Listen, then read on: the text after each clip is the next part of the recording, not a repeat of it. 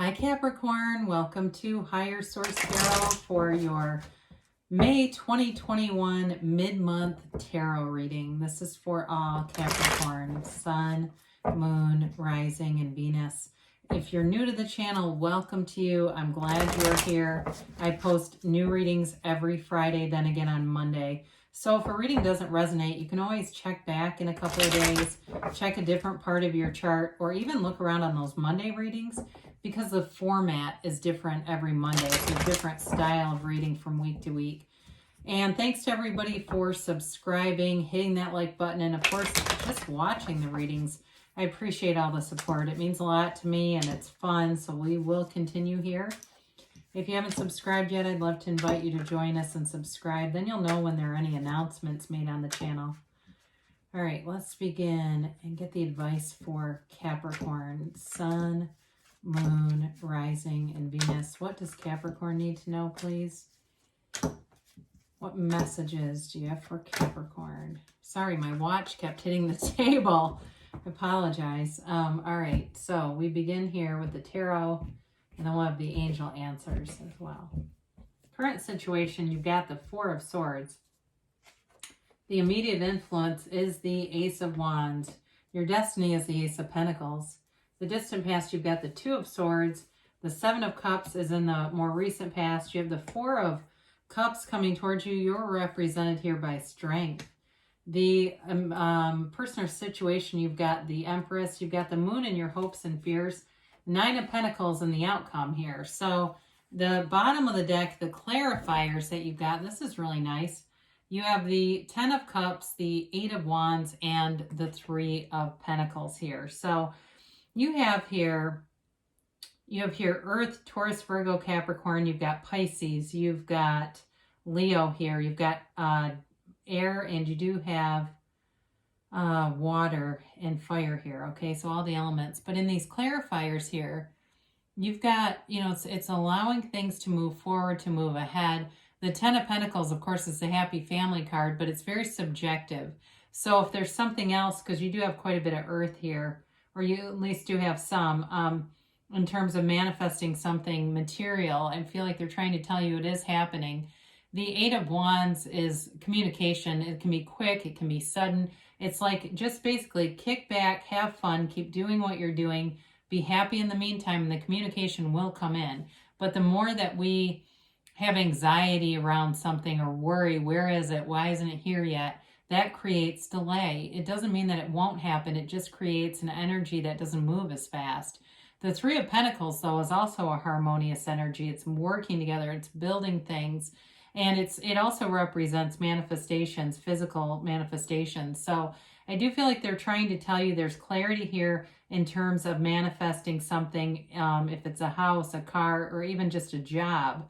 It is here. I do feel like you've had offers, though, or even there's a little bit of restriction in terms of being open to offers or believing that the offers are there.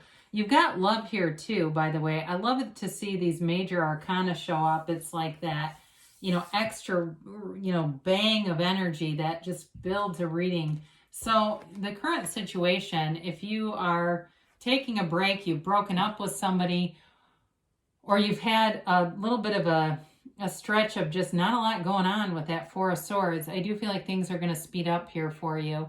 The Four of Swords oftentimes reminds me of ask and it is given, knock and the door will open. You've got that beautiful stained glass window on the backdrop, and here you are lying in repose.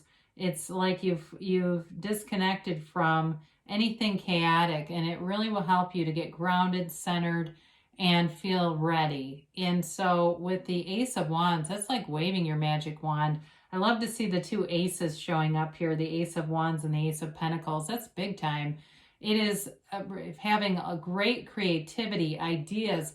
So for some of you, they're trying to tell you when you meditate, especially if you're a writer or something like that, where you do some kind of creative work, you're in your very best form after you've meditated. And they keep trying to tell you to do that because it will help you make the right choices. It will help you have that little inspiration that turns into an inspired action, and it becomes something big. So, as we look at this too, with the destiny, that current situation and the outcome here, you've definitely got things moving forward in terms of finance and money and luxury, but there's abundance overall here too with this Ace of Pentacles. The Ace of Wands too can be anything that you feel very passionate about. So I love that because it's like you've got that emotional drive with the resources here to get things done. They're telling you on your path here, on your life path, your journey is one of prosperity, abundance, wealth, stability. This is not a rocky ride at all. It's also, you also have a partnership here with the Empress, a love interest here, a strength in the Empress showing up. And so in your journey here, it's about having close relationships with people, feeling connected with people, and feeling love. And so there's good aspects here for not only financial prosperity, but also health. And this can feel a little bit like luck. So there may be people around you who always tell you you're so lucky, but it's really about being in alignment and having that unwavering faith and belief that, you know, if you win a lot of contests or things like that, you're always winning things. It's knowing that you can attract that. It's knowing it. And so in the distant past, I do feel like you were in a bit of a gridlock with the Two of Swords. It's an energy of being very indecisive, having confusion about a situation, and you've got it here a couple of times, not seeing something for what it is. So for somebody here, I feel like it's that not seeing your own potential, not recognizing that you have the power within you, the energy within you that creates worlds. You have more power in a situation than maybe you realize. And so with the Two of Swords, it's all about putting down those heavy swords, putting down the burdens, even if it's burdensome limiting beliefs, if that's what it is. It's too, if you've got some kind of unfinished emotional business, it could be with your family of origin, even things that they've said along the way that had you feeling limitations or seeing the world through a lens that's very small. This is the energy that we're leaving behind. So with the Seven of Cups, again, this is also an energy of a lot of choices, but difficulty seeing what to do. This can also be spirit telling you to take off your rose-colored glasses. So for some of you, you may have a love interest that you've been looking at the wrong people, all right? There may be somebody that's available to you and you're not looking in the right place. And so they're trying to tell you that it may be a pattern that you've developed if you have a certain pattern in terms of places you visit, and there's somewhere where you keep thinking, I should go over there, I should go do that, and you just don't get around to it. Those kinds of things, the Four of Swords, you'll quiet your mind enough and it'll get louder and louder, and it'll help you to make the choices. Your angels are guiding you. But if you resist on the ego level and you resist the guidance, you don't get anywhere. So the Four of Cups is the last time we're going to talk about that because it's the last card here that represents it. The Four of Cups is an energy of not wanting to see things, not wanting to look at other offers. You've got multiple offers here. There's multiple choices going on here. It also can be a card of boredom. So for some, you're right at the precipice of change because you're not going to want to continue to stay in this. It also can be a card of being outside, being in nature. I do see that for somebody, going out for a bike ride or a walk and just clearing your mind. And I don't even see you listening to music. I see it as really, truly clearing your mind, getting yourself centered. It seems like it's a nightly thing for somebody where they like to do this practice, and it really is raising and lifting your vibration, especially if it's near water. I see somebody doing it near water, and it brings up, you know, the frequency. So you're going to attract a lot as we go through these next cards. So strength is like that grace under pressure. It is having power in a situation. It's having deep compassion for people around you, for situations. If you are a boss of some sort, I do feel like your employees see that in you. They enjoy working for you. If it's not that, though, I do feel like you've got this ability to calm things down. You know, this is this also too, I guess we don't have strength here, but she's the same character in strength. And so you learn to overcome any challenges. It's a card of having great confidence and understanding of who you are. When you know yourself, you know the universe. So you're unlimited. She's guided by that infinity symbol because abundance is hers for the taking. There's nothing that you can't have, do, or be in this energy. It also, too, is a card of repressed emotions. And so, or suppressed. So for some of you, I mentioned before, you got a love interest here. I do think they're aware of you. I think it's just a matter of connecting with them. And so somebody here, whether it's you or the other person, and maybe it's you, you've got your eye on somebody and you just haven't acknowledged it openly. But I do see that moving forward for you. So with the Empress here, whoever it is, they are going to reciprocate. She's ruled by Venus. She's ruled by love. She's in love with life. And so it is a card, as you go forward, it's a card of indulgence too. So be aware of that, because they're telling you you're going to be in situations where food and drink are plentiful, where it's like almost excess, where kind of people go, F it, I'm doing it. You know, there's nobody stopping anyone. There's nobody saying, no, you're going to regret that.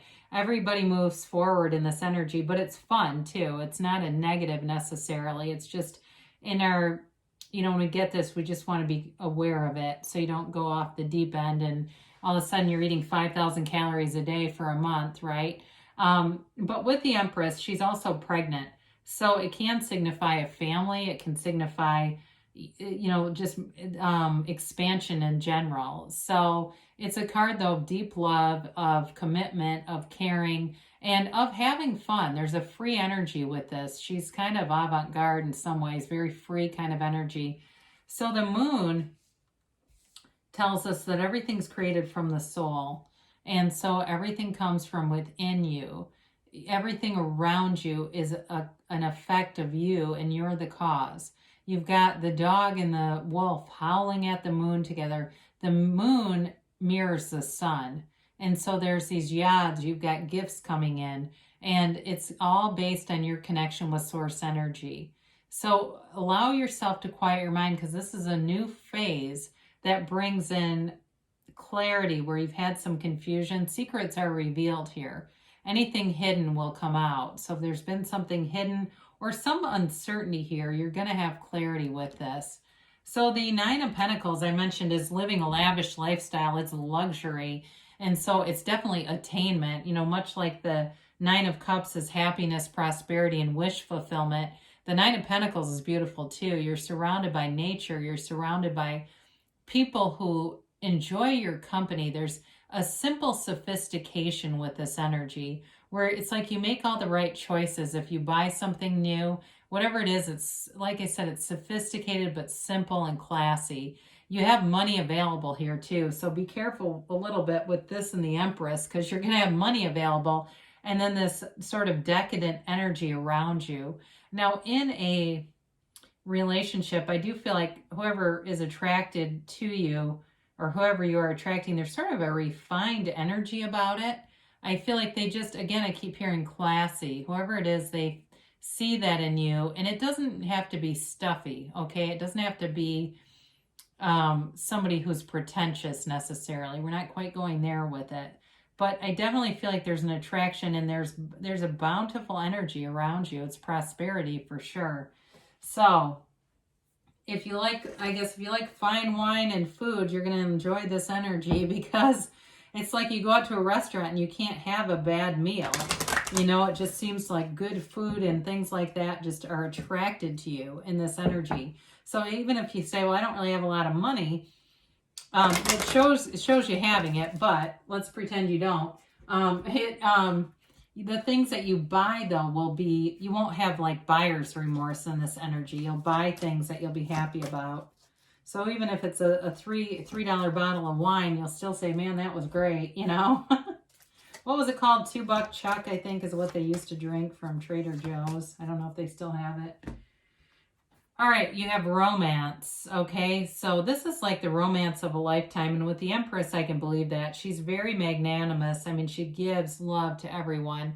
So it's a beautiful kind of a relationship that you're attracting. You've got success here too. And with that Nine of Pentacles, I can't disagree with that. Everything's moving forward here. You've got let go. So let go and let the universe be your guide. Enjoy things, the simplest things in life. Some of those smaller things can really lift and raise your vibration.